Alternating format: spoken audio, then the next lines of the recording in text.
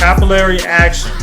When a liquid flows within a porous material due to the attraction of the liquid molecules to the surface of the material and to other liquid molecules. Woo!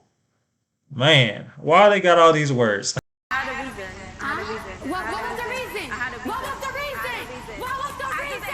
I just explained the reason. What was the reason, bitch? I don't need to explain myself to you. And What was the reason?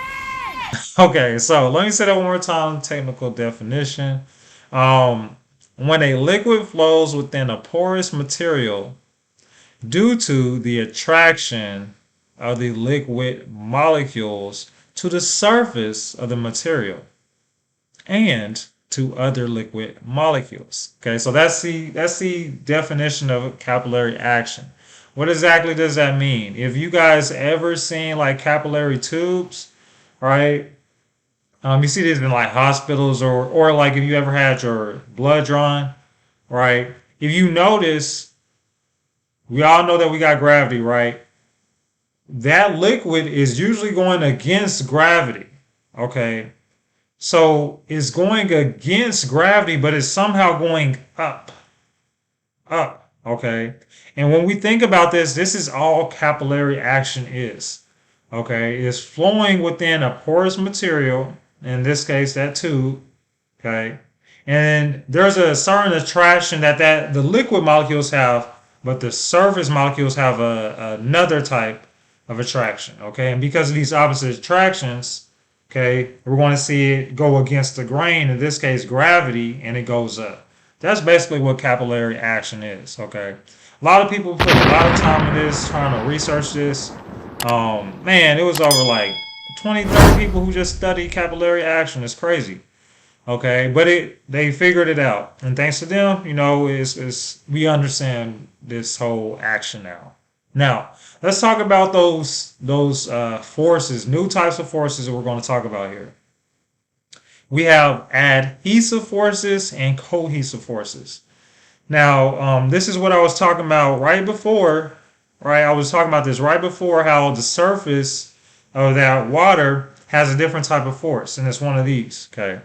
So let's talk about adhesive forces. Adhesive forces are polar liquids, okay? And these are polar liquids that have intermolecular forces with a polar surface.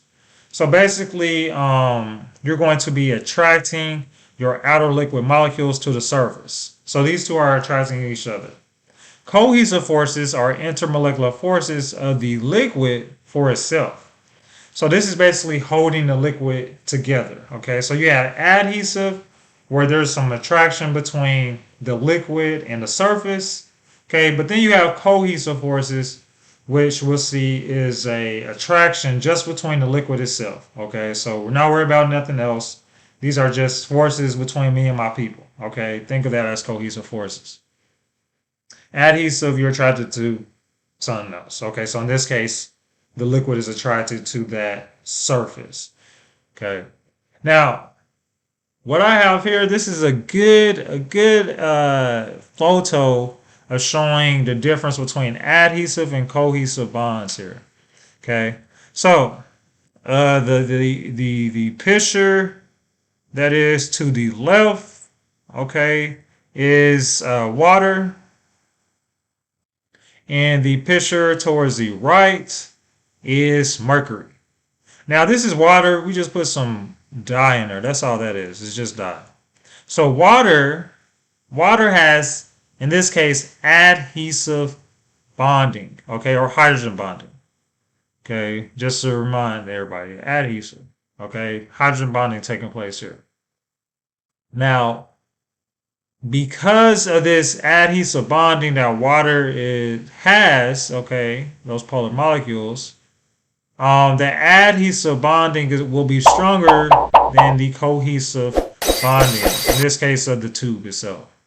So because of this, when we're looking at the meniscus, if you remember that meniscus, right, if you've ever been in a lab and you have to look at the meniscus to see your volume, this is what we're talking about here.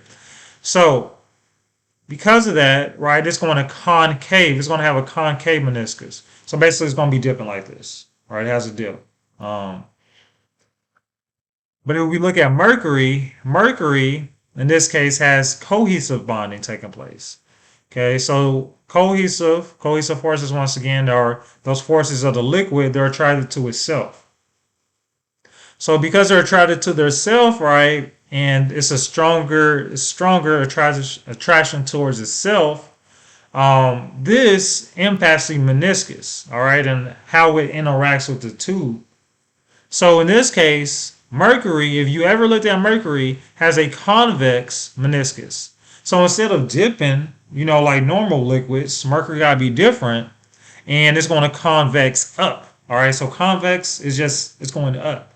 All right, it's going up, up. Man, shout out to Cardi B. But anywho, all right, convex meniscus, you're up, and concave is going down. Okay, so hey man, those are two songs right there. Two songs. Concave is going down. Hey, shout out to Young Jock.